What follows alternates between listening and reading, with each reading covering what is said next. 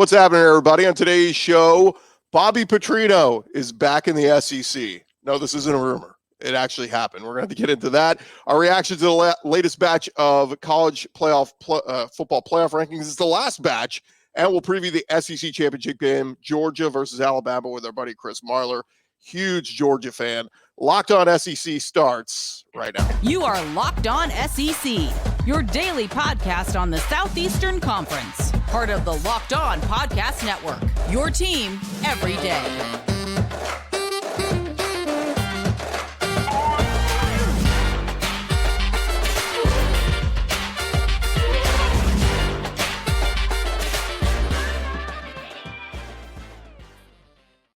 Hey, what's up, everybody? Welcome into Locked On SEC. Great to have you guys along. Today's episode is brought to you by Prize Picks. Go to prizepicks.com/LockedOnCollege. Use our code LockedOnCollege for a first deposit match up to $100.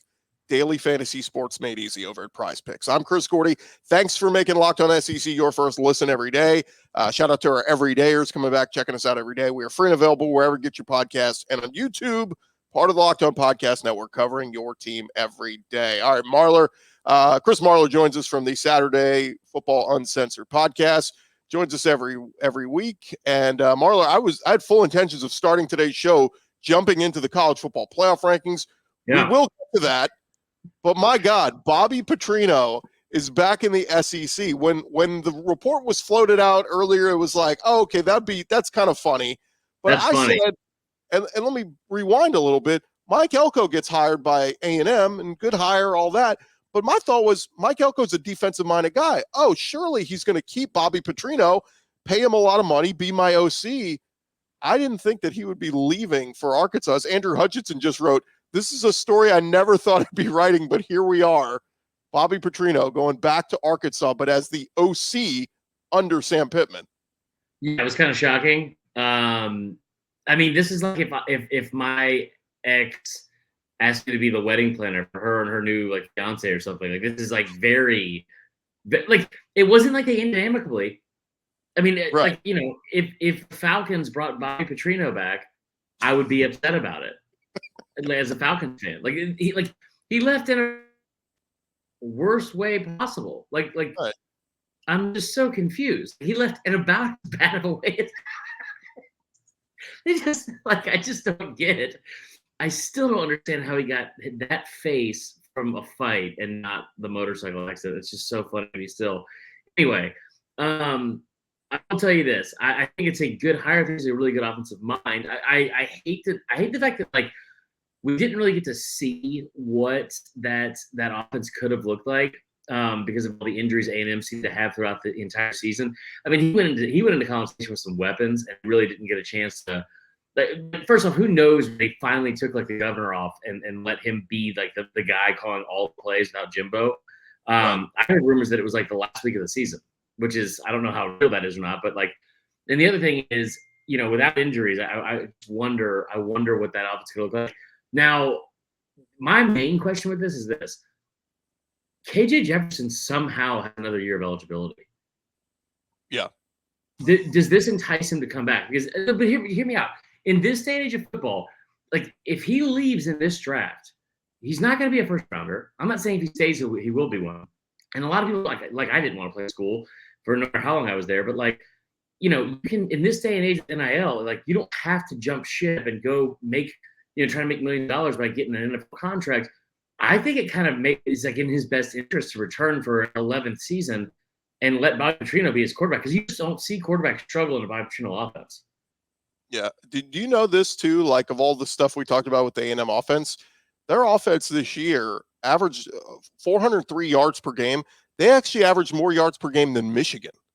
Their offense was actually pretty good. Now, granted, there was some Jimbo tinkering and all that, but I don't know. I thought that'd be a home run hire for Mike Elko. Now, we saw Mike Elko's contract. He's got $11 million to spend on his assistants. So he can go hire whoever the hell he wants. A&M's going to go get one of the best names out there, but I just thought it would make sense. Cohesion, right? Conor Wegman comes back from injury. Boom. He's already got the Petrino playbook. He knows all the plays, the terminology, good to go. But, anyway, but for Arkansas, this is big. This is the model of, I keep saying the CEO model that Ed Ogeron was under at LSU. Great recruiter, good rah-rah guy. Everybody loves him, but you're only as good as your coordinators. And your coordinator last year sucked. Danny got fired. You hire Petrino. We'll see what they do on the defense, whether they make a change there or not. But like, this is the move you have to make. If you're going to stick with Sam Pittman, you got to go big at OC. Yeah, no, I completely agree. I think it's a good move. I think it's just very awkward. And also, last thing I'll say about it, it kind of makes me like think that like as soon as I heard it, I was like, this is going to be the craziest season of Bachelor in Paradise that I've ever seen before. Because like there's always some kind of crazy crap happening with those shows. I wish that we could do something where it was like, there's like, listen, for this upcoming season, we have changed the rules. Every team in the SEC has to bring back one of their exes and like make it as uncomfortable as possible. Like if Bama had to bring back Mike Price, well, I think he's dead actually. He's dead. Sorry, my bad. Is he dead? He might be. What about Derek Dooley? Even more awkward. Derek Dooley comes back. That'd be fun. Yeah. It was funny. Somebody said that LSU, if they were to make a change for Matt House, they would need a new DC. And somebody said Will Muschamp. I was like, can we stop circulating the same people? And I get it. He's doing great at Georgia, but like it's the same dudes all keep getting hired. Like I was joking with Zach Blackerby earlier. I said, dude, Hugh Freeze is going to be like the South Carolina coach in a decade. Like everyone just moves around. I said, what's Todd Grantham doing? He's with like the Saints. Let's bring him back. He should be somebody's DC. My favorite comment from Auburn fans after this week is I knew they were going to rush to their keyboards and start saying the same dumb crap they always do, which is like, this is the worst Hugh Freeze team that Nick Saban's even going to face at Auburn. It's like, okay, well, if all things being equal, if that's what you're saying is the track we're going to go down here, well, then your track record as a program means that you're also probably going to make up an affair rumor about him in like a month and a half, and he'll be fired within 11 months tops. So I'm all for it. For the record, I was rooting for. I was like, by the end, I was like, Auburn, let's pull it off, right? Like, this would be a huge feather in the cap for Hugh Freeze, but how do you let that dude catch that? What are you doing? Well, it's 31. You definitely want to have, you definitely want to have a guy doing this on the inbounds. Like, what was that? And then, like, to spy him, like, dude, he's not going to run 31 yards. Like, let him go. If you want to run the next 20 yards, you can do that. Because once you take off, that's it. Dude, the best part of the entire video, if like from a hilarity standpoint, is watching Asante Samuel number 9 just running back and forth like this, like just to nothing. It's like I die and a little more each time I watch it. And it's just like I don't know, like we saw multiple times this year. Jalen Milroe is apt to throw the ball past the line of scrimmage, so like let him run. That game. Rush him, get him out of the pocket, and make him go. And maybe he'll make a mistake. He'll throw the ball past the line, incomplete, end of the game. Like it's just, I mean, it's unbelievable. I've said for years, look, I thought Saban sold his soul many, many moons ago. Now, look, he's had some things come against him. The kick 6, obviously, but that man has had at least a dozen or so moments of, oh my God, how did that happen? No, like what? Yes. He won the freaking championship. You're saying that as an LSU fan. You're saying that as an LSU fan. He won the championship on, what was it, 2nd and 21 or whatever? Like, my God. I did not know. 2nd and 26 for one. Whatever. He also had a field goal kicker miss like a 35-yard field goal at the end of regulation in that one. By almost 35 yards. I'm just saying he's had moments where it's like, how did they pull that out? And look, he's the greatest of all time for a reason. But lo and behold, Bama stays alive. Just to put a cap on the Petrino talk, he, of course, was the Razorbacks coach back in back-to-back 10-win seasons in 2010 and 2011. Legit, man. Arkansas has not won more than 9 games in a single season since Petrino was fired. So I believe they only did it once, right? Was it 2021? this is the stat I'm reading that somebody printed. So, but Arkansas, they again, Petrino comes back to the SEC this year. Was with A&M. They averaged 5.8 yards per play this season. They played their 3rd string quarterback. They played their 2nd string quarterback, Max Johnson, for much of the year. So I like that hire. One other note that just came out last night: Seth Luttrell and Joe John Finley are expected to become co-offensive coordinators for Auburn, with Jeff Lebby having moved on to Mississippi State. I just thought that was kind of funny. I was like, Auburn. I'm sorry, at Mississippi State, at OU. They're at OU. But I just thought, how did Joe John Finley not follow like Jeff Lebby to Mississippi State? That's the perfect SEC name. Joe John Finley has one of the best fish shacks in all of Mississippi, and that's all I know to say about Joe John. Well, I got some transfer portal news. We'll get into all this as we roll along. But coming up next, we got to touch on the latest college football playoff rankings with our buddy Chris Marler. This is Locked On SEC. More in just a sec. We've been telling you guys all season about Prize Picks. They are the largest daily fantasy sports platform in North America.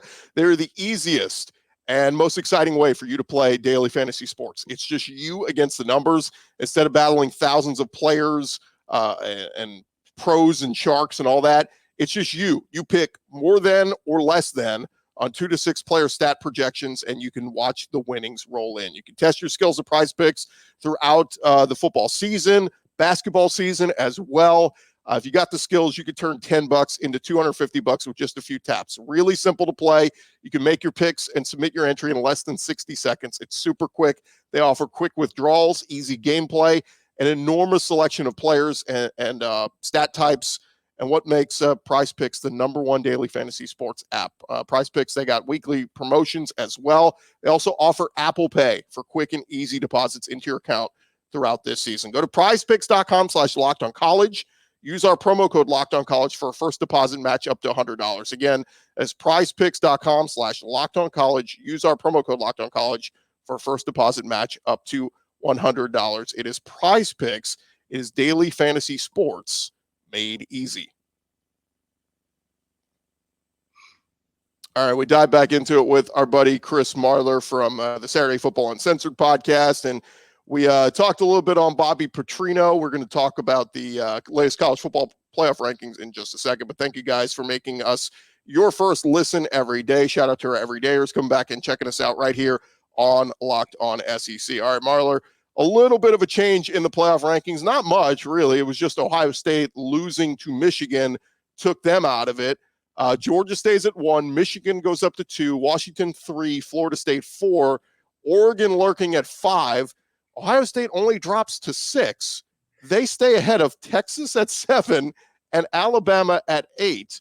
Both one-loss teams. Ohio State's a one-loss team as well. But, man, it's going to take some work here for either Texas or Alabama to get into the playoff. I'm just so confused on so many levels. And I'll start with Bama just because it's the one it's glaring. It's the most glaring to me as a Bama guy. And I'm not trying to be biased here. I'm just going to be very honest about this. I've never seen Alabama reel off this many wins in a row and it not matter at all. Like they just haven't I'm not saying that they should move up to 5 or they should be in the top 4 or that I even think they're going to beat Georgia or come within 10 points of Georgia.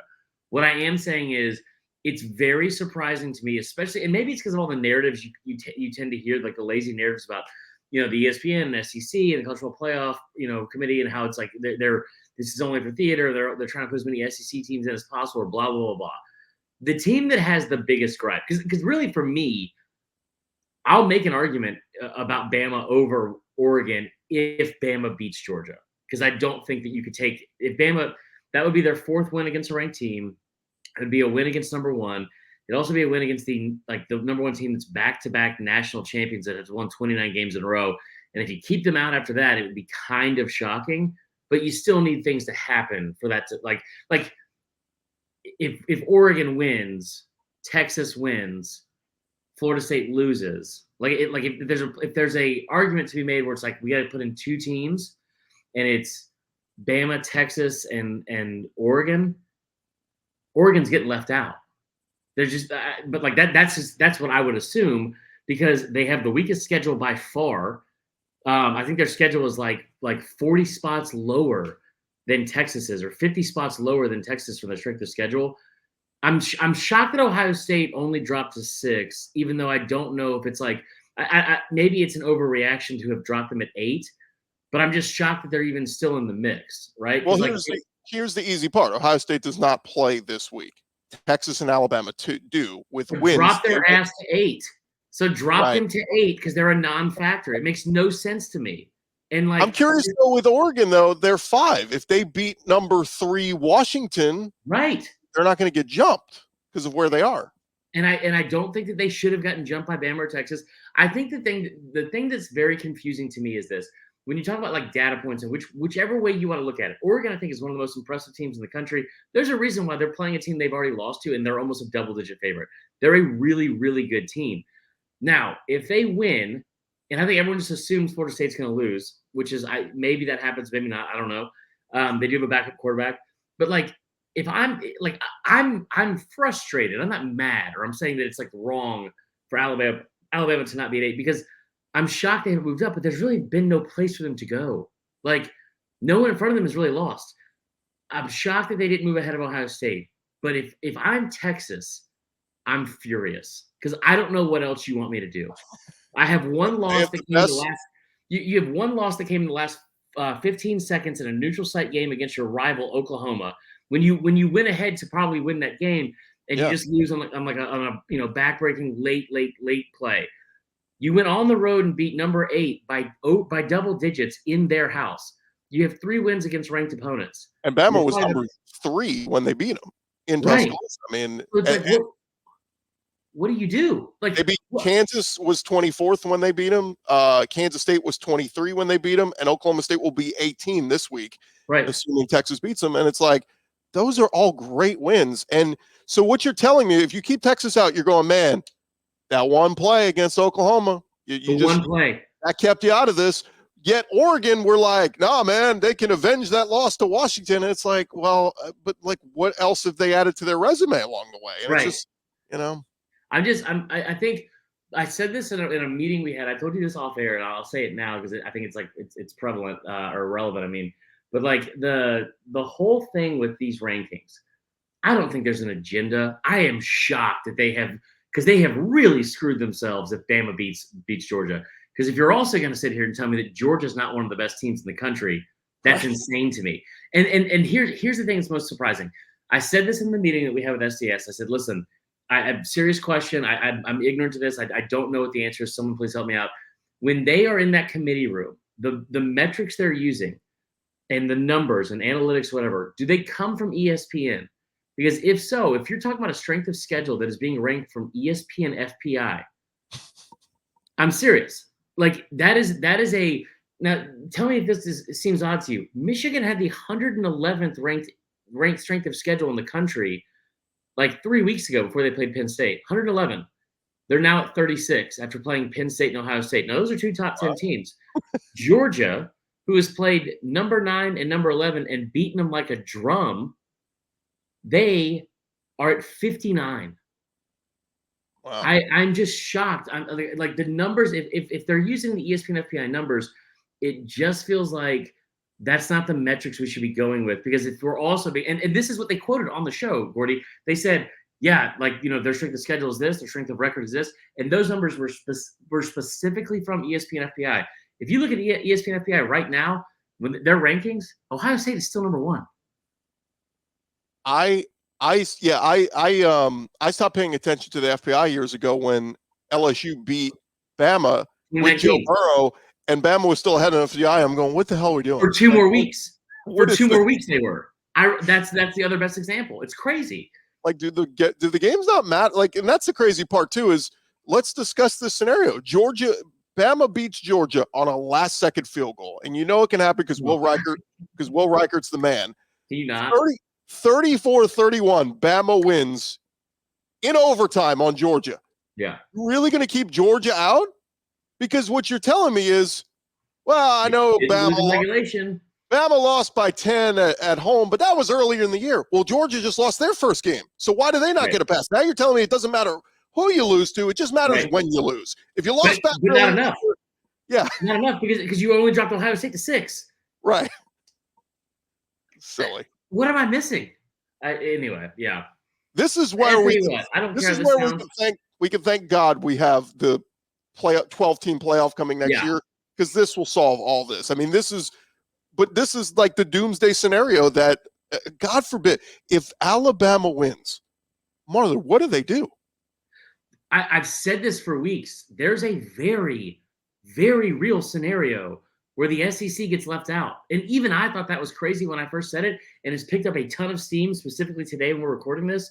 Like that is, it's not that, listen, Michigan's going to beat Iowa. Okay. They're going to win that game probably 27-9. Okay. Like on the spot. They may Say get to Washington 30. wins. Yeah, I think they'll get 30. Yeah. And here's another thing too. What if Michigan wins, Oregon beats Washington? So now Washington's out, right? They're out. And Washington, by the way, doesn't have a bad resume. Their strength of schedule is 46 on here. They've beaten like 4 ranked teams. So they're out. Say Florida State loses. So now you've got Georgia lost. You got 3 of the top 4 lose. Oregon's in. Michigan's in. Does Texas jump Ohio State? I guess, but like they should, because they're playing. So Texas is playing. Texas is playing. Ohio State's not. Texas should be in. What you would be saying from all of this is that if those things happen, if Georgia, Washington, and Florida State lose, okay, then the top 5 would be Michigan, Oregon, Texas, and Bama, and the number 1 team in the country, the back-to-back national champions that won 29 games in a row. And I want to say like 20 of those were by like 20-something plus points. I know at least over half of them were, including the national damn championship last year. You're telling me they're going to drop? Like that's to oh my God. I don't. Can I bring up Heather Dinich had a quote from Bill Hancock, and this is Bill Hancock's last year as the CFP executive director. He's given this up, moving on to bigger and better things. But Bill Hancock's quote, check this out, Marler, said the committee's job, this is what the committee is doing, their job is to rank the 4 best teams. Right. The most deserving is not anything in the committee's lexicon, is what he said. They are there to rank the best teams in order, and that's what they do, so just keep that in mind. The problem with that is you're telling me resumes don't matter. All that matters is you should go schedule Bowling Green, the Citadel, win 50-3 every week, and we're going to put you in because you're going to look like the best team in the country, not playing anybody difficult. And let me tell you another thing here, Gordy, and I've said this before the season started, and people thought I was joking, but if that is going to be what they say to do, and you better pray. If you're a Big Ten homer or Big 12 or whatever, you better pray that the SEC does not get left out, because especially if that happens, you tell me why this conference, who has been in 16 of the last 17 national championships and plays, I think, the hardest and toughest brand of football, like and schedule of football every single year, why in the hell would they add Texas and Oklahoma and then add a 9th conference game? For what reason? There's no reason you're going to tell the conference with the most success in both eras, playoff and BCS, hey, by the way, you need to conform and start playing more conference games. Why? You just told us last year that the resume didn't matter anyway. Why would we do that? Well, not only that, but Marler, I was looking at the games that are happening next year. A&M opens with Notre Dame. Texas goes to Michigan in week 2. Like LSU opens with USC. If I'm these coaches, I'm going, cancel these games. Get them off my schedule, because they don't matter. Because Michigan, who didn't play anybody in the damn non-conference, they're right here. And Georgia, Oklahoma was taken off their schedule, they're right here. So the people who played the weakest non-conference games are here, sitting at the top. The only two teams that were contenders going into the midway point of November, the only 2 contenders that had strength of schedules ranked outside of the top 100 were Georgia and Michigan, and they were ranked 1 and 2 at the time when that came out. I think the other thing is this, like I remember bringing this up before the season, this whole thing, because Saban brought up the point, and people thought he was whining about his schedule, the 9-game conference schedule. Right. I think you were like one of the people I had the conversation with, and I was like, dude, Bama is one of 4 teams. Georgia is the other one, and then I forgot the other 2. I think it's A&M and South Carolina, Florida and South Carolina, that have scheduled already for the next 5 to 10 years. They've scheduled at least 2 Power 5 non-con opponents in every single season until like 2032. And now 3 of those teams are because you have built-in teams against rivalries against like in-state other Power 5 teams. Like Florida plays Florida State, Georgia plays Georgia Tech, and Clemson plays South Carolina. But like, you tell me why Bama's going to go schedule. They're going to Wisconsin next year. They're playing Florida State. They're playing like why in the hell would tell me why A&M with a new head coach and two new teams. It's ridiculous. Yeah. All right. Well, we got to leave it there because we got to get to previewing the SEC championship game with Chris Marler more right after this. I want to remind you guys about our friends over at LinkedIn Jobs. Look, when you're hiring for your small business, you want to have as many top-tier candidates as possible in an interview, and that's why you got to go check out LinkedIn Jobs. LinkedIn Jobs, they got all the tools on there for you to help you find the right professionals for your team faster and for free. LinkedIn isn't just another job board. They have a vast network of more than 1 billion professionals.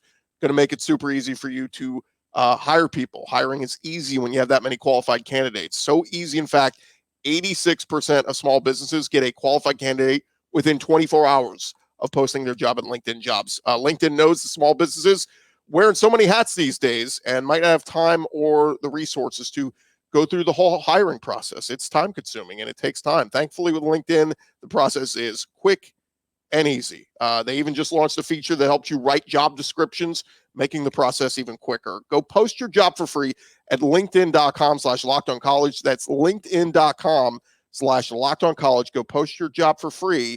Terms and conditions apply. LinkedIn Jobs. All right, let's get back into it with our buddy Chris Marler. We broke down the playoff scenarios, but Marler, now we got to get into the game itself. Alabama versus Georgia in the SEC championship game. And look, we know how good Georgia has been for so long, though, that kryptonite in Kirby Smart's craw, whatever you want to say, it's been Nick Saban. It's been the Obi-Wan Kenobi versus I don't know, whoever he fought.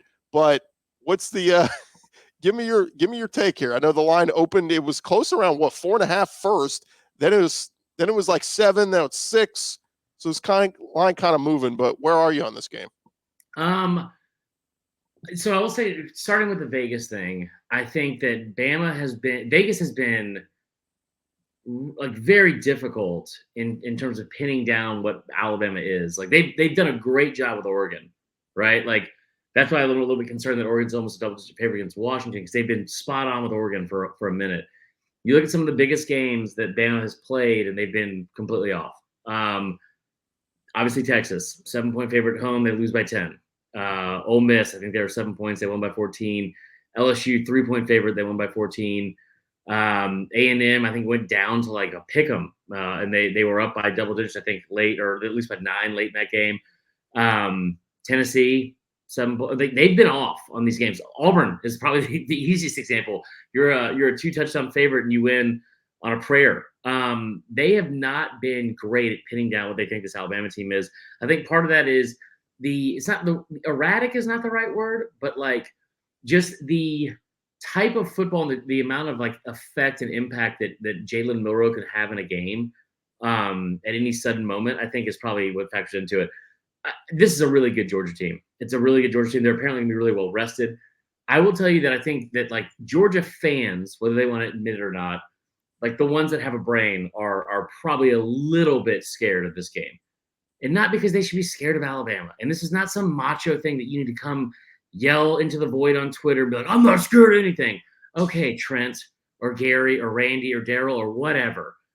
But you have sat in that building and watched your team snatch like defeat from the jaws of victory repeatedly. In that building alone, you've watched your championship hopes die 3 separate times. Like, so at the very least, that has to be concerning. I'll tell you what, though, thank God none of that is going to like seep into the locker room at all, because this Georgia team's not scared of anybody. The team itself, Kirby, they're not scared of anybody. They'll line up and go play like the Eagles tomorrow. And it probably, it might be a good game because it's probably kind of their spring game they've had a couple of years ago. They know all their tendencies because it's all exactly. I do think this is a really, really good Georgia team. I think that Carson Beck has been so quietly solid all season long. He might not have the numbers that Stetson had, with like some of the touchdowns, interceptions, like that. Him and Jalen kind of have similar numbers when it comes to that. I just think that this team can hurt you. And my Heisman bet on Carson Beck. I can't cash it. I think that this team has so many different ways they can hurt you. I don't know how Bama reacts. Bama's been really good. They've been really, really good this season. but they've been really good at beating a Tennessee team that's like kind of one-dimensional because they were able to run the ball against most people, but they couldn't pass on Bama. Really good at stopping LSU because as great as Jaden Daniels is, they got one interception, turned the game around, and they knocked out Jaden Daniels. But like it wasn't like LSU was going to run the football for 60 minutes because they could throw the ball like super well. Auburn has no passing offense. They were able to run the ball really well. Georgia can do all those things. They can do all those things. So I think the way I see it playing out, if the fan in me wants to sit here and say, Bama's going to come in and they're going to like. I've been so down on them for most of the year because it's not like most Bama teams we've seen in the past. It's been a super fun Bama team to watch. I love Jalen Milroe. I love the attitude of this team. I love the defense, and they've gotten back to a lot of those winning ways. I just don't see how this is kept within 10 points.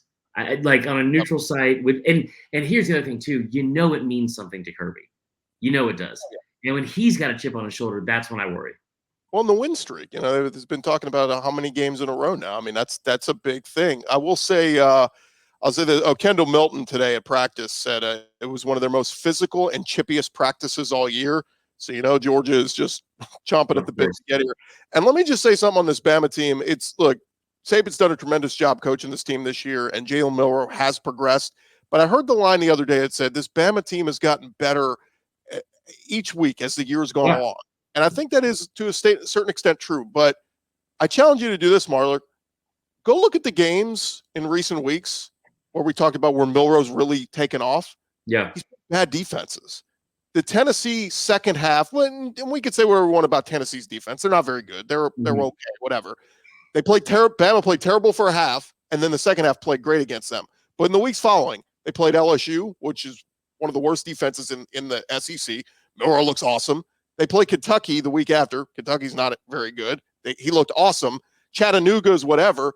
But then he played Auburn, who's pretty good defense, and they scored 27. And 7 of those came on a miracle play. What I'm saying is go look outside of those games against Tennessee, Kentucky, Chattanooga. They scored 26 against A&M. They scored 24 against Arkansas. They scored 24 against Ole Miss. Alabama's offense is about a 24-point offense. Mm-hmm. You just scored a crap ton against LSU because they suck. You scored a ton against Kentucky because they suck. And you scored 66 on Chattanooga because they suck. Georgia's a different animal. So that's where I say, like, what's Georgia going to get? If I just told you Bama's going to be held to 24, I mean, does that put you at like a 34-24 Georgia final? Something like that? I don't know if Georgia puts up 34 on Bama. So I just think it's one of those, like, I do think you're discrediting Milroe a lot because he's been very, very good. And also, he's been good, but I'm just saying, like, it's a lot easier to do that when you're playing crappy defenses, right? How many points did they put up against Auburn? 27, but it was how many did Georgia put up against them? How many did Georgia put up against Auburn? Yeah. Oh, well, that was okay. Like of course, that had to be different. Sure, of course, that had to be different. What about when they play? Ole Miss is really the only one that's like super different, right? Like.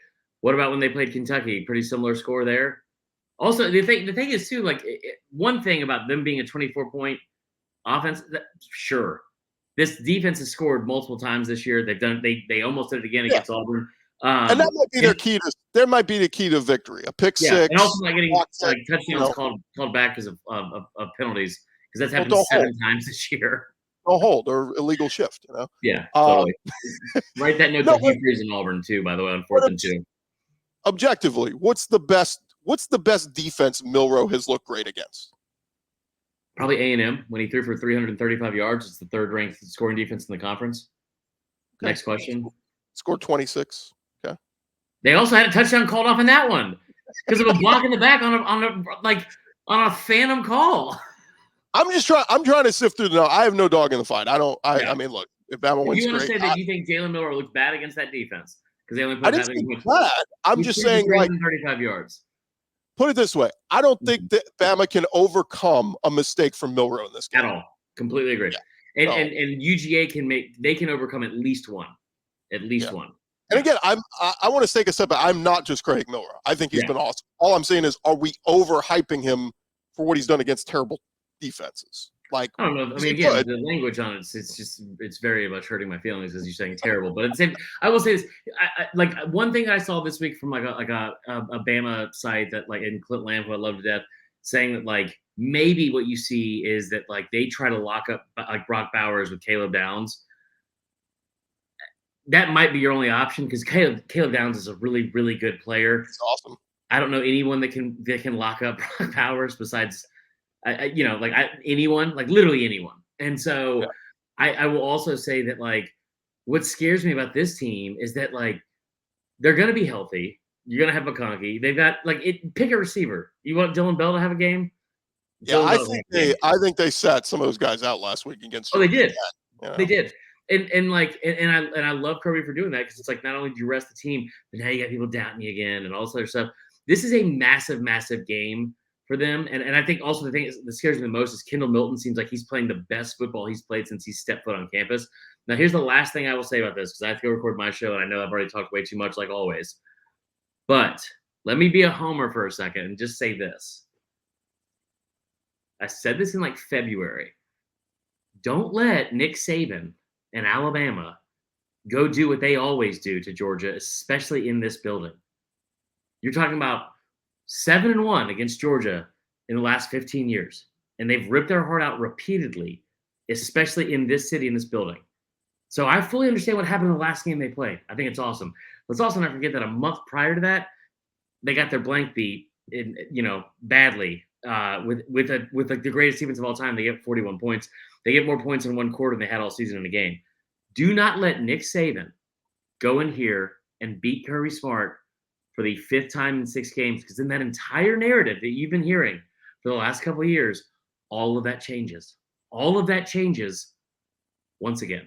That's all I'll say. You would think Georgia would dominate in that building, being close proximity to. Yeah, they probably do against Oregon. All right, score prediction? I'll take Georgia. I'll say 33-24. Oh, come on. You almost took my mine was 34-20. 34-20. Yeah, I'll take that. All right, we'll leave you with Bobby Petrino as falling off his motorcycle. He is Chris Marler of Saturday Football Uncensored. Thanks for the time, man. Thank you, man. All right, that is going to do it for this edition of Locked On SEC. Thank you guys so much for making us your first listen every day. Shout out to our everydayers coming back and checking us out each and every day. Tomorrow on the show, we'll get into more previewing the Alabama-Georgia SEC championship game. Now for your second listen, Locked On. They've launched the first ever national sports 24/7 streaming channel on YouTube, Locked On Sports Today. Here for you 24/7, covering the top stories of the day with local experts on Locked On, plus our national shows covering every league. For your second listen, go to Locked On Sports Today on YouTube and subscribe to the first ever national sports 24/7 streaming channel. I'm Chris Gordy. This has been Locked On SEC. Everybody have a great day. We'll talk to you guys tomorrow right here on Locked On SEC. You are Locked On SEC,